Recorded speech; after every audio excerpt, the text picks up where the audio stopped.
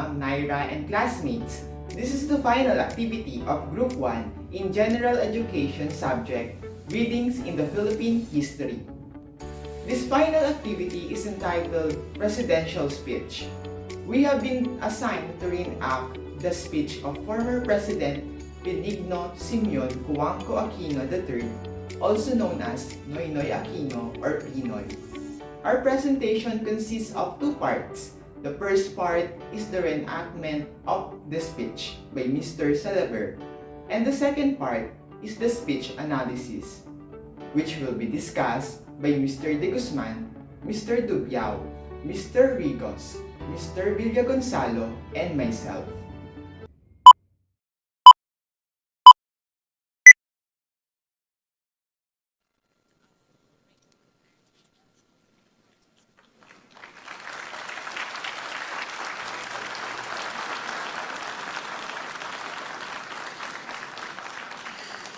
يشرفني باسم الجمعية العامة أن أرحب في الأمم المتحدة بصاحب الفخامة السيد بنيونيو أكينيو الثالث رئيس الفلبين، وأن أدعوه إلى إلقاء كلمته أمام الجمعية العامة.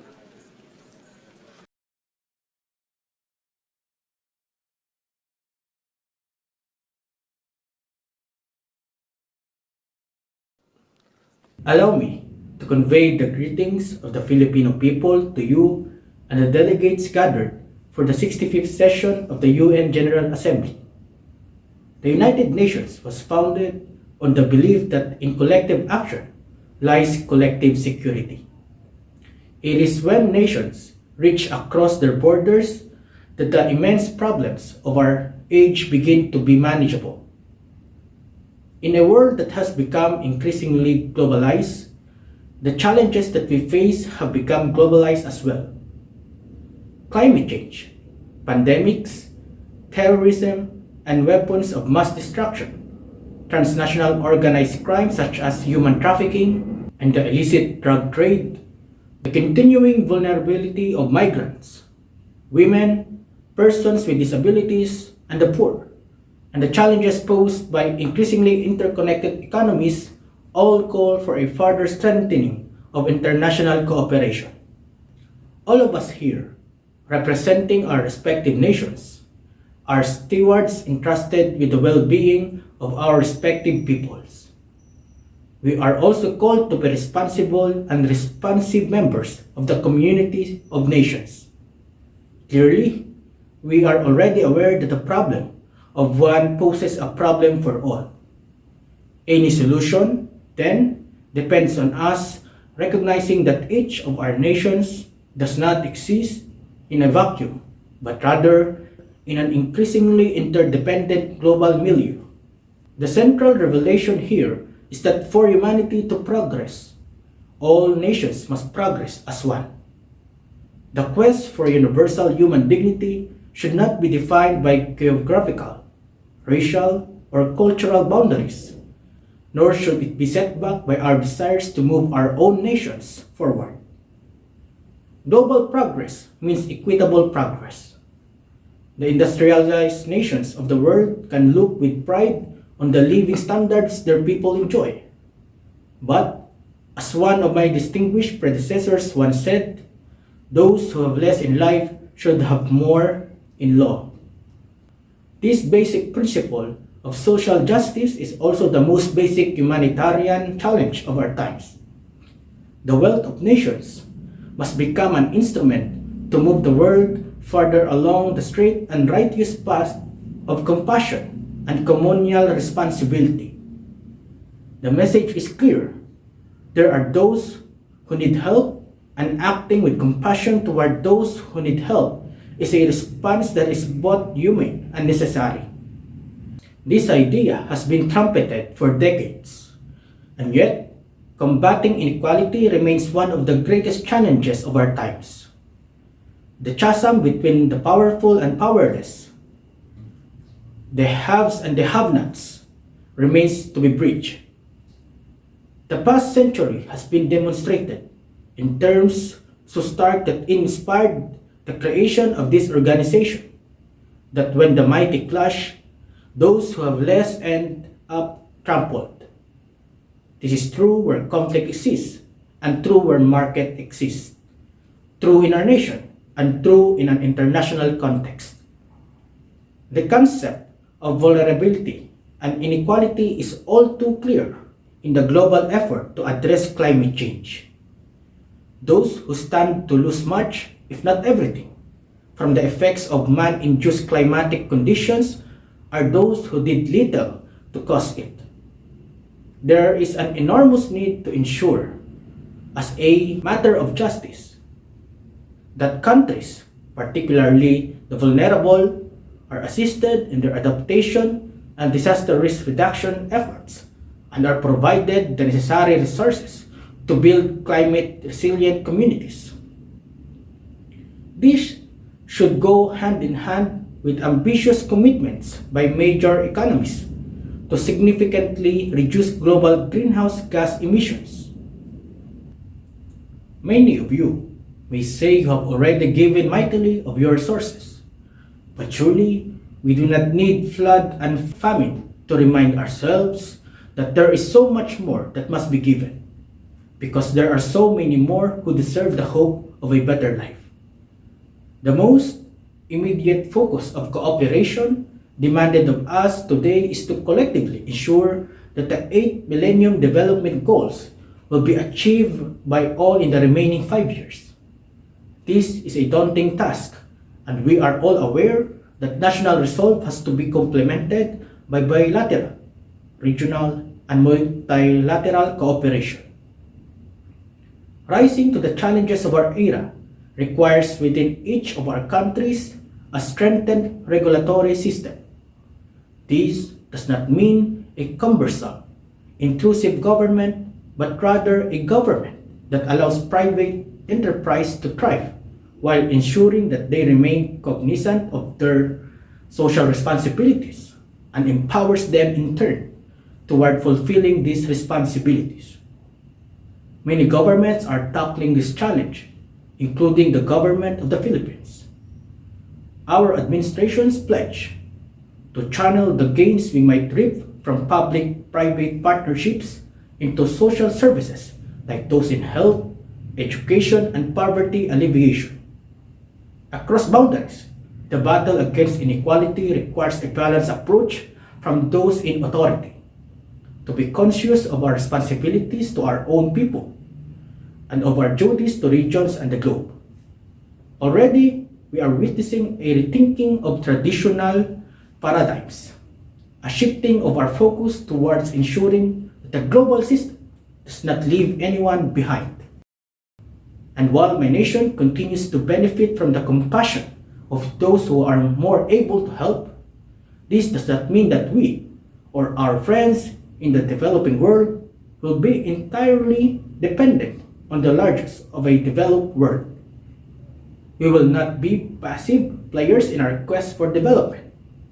My nation remains active in the G77 and other efforts toward enhancing South-South cooperation and articulating and promoting our collective economic interests. This is what our people put us in power for. This is what the world expects of us as leaders, to be exemplars of what it is to be compassionate human beings and vanguards of our hope for our common humanity. For is not this hope also the hope that unites us human beings? It is the same hope that allows us to break down walls of mistrust, which may take form of intolerance, fear, or violence. It is the same hope that leads us to gather in this hall as our predecessors did. It is the same hope that will give our generation of leaders the strength to elevate this global assembly to a place where collectively the nations of the world could find ways to make a better life possible for all. For so many times in our history, my people have shown that, united, nothing is impossible. We called it people power. It is my earnest hope, and in the greatest interest of humanity, that we harness the energies of dialogue, solidarity, and communal responsibility so that a global people power toward equitable progress may be achieved. Thank you.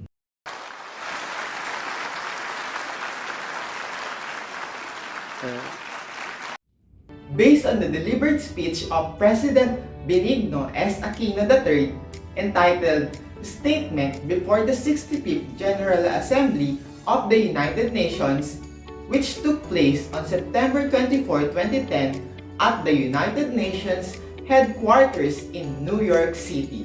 The occasion was the 65th session of the UN General Assembly, where delegates from various nations were gathered as the intended audience. President Aquino addressed the delegates to advocate for international cooperation in addressing global challenges and to highlight the Philippines' commitment to equitable progress. The speech emphasized the need for collective action, combating inequality, and promoting social justice.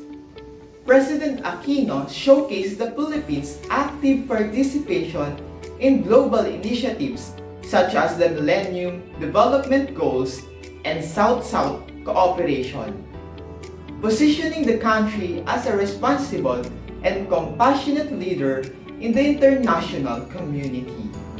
In President Aquino's speech entitled President Aquino's Statement Before the 65th General Assembly of the United Nations, he adopted diplomatic rhetoric and appeals. He effectively addressed global challenges and emphasizes the urgent need for international cooperation. The tone conveys a sense of urgency and underscored the significance of collective action in tackling these pressing issues. The primary purpose of the speech is to advocate for increased international cooperation in addressing global challenges. While also highlighting the Philippines' commitment to equitable progress, President Aquino calls for solidarity, dialogue, and communal responsibility as essential elements for achieving a better life for all. He stresses the importance of combating inequality, addressing social justice issues, and promoting sustainable development. By doing so, President Aquino positions the Philippines as an active participant in global activities such as Millennium Development Goals and South-South cooperation. This positioning showcases the country as a responsible and compassionate leader within the international community, actively contributing to the pursuit of global development and progress. Moreover, the content of the speech aligned with the situation in the Philippines. At that time, President Aquino focuses on the importance of social justice, equitable progress, and poverty alleviation. He called for a strengthened regulatory system that allows private enterprise to thrive. While fulfilling social responsibility, the speech also highlights the Philippines' commitment to regional and global cooperation, advocating for the interests of developing nations and promoting South-South cooperation.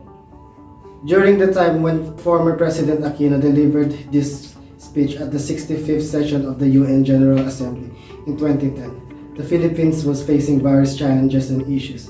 At that time, the country was dealing with issues such as poverty, inequality, corruption, and political instability. President Aquino's speech addressed these challenges and emphasized the importance of international cooperation in addressing global issues. He acknowledged that the problems faced by nations, including the Philippines, were not isolated but interconnected due to the globalization, because problem in one country poses a problem for all. He highlighted the need for collective action and strengthened international cooperation to address global challenges such as climate change, pandemics, terrorism, transnational crime, and economic interdependence. The content of the speech reflects the priorities and concerns of the Philippines during that time. President Aquino focused on the importance of combating inequality, promoting social justice, and bridging the gap between the powerful and the powerless. He stressed the need for a balanced approach to governance where private enterprise thrives while remaining socially responsible.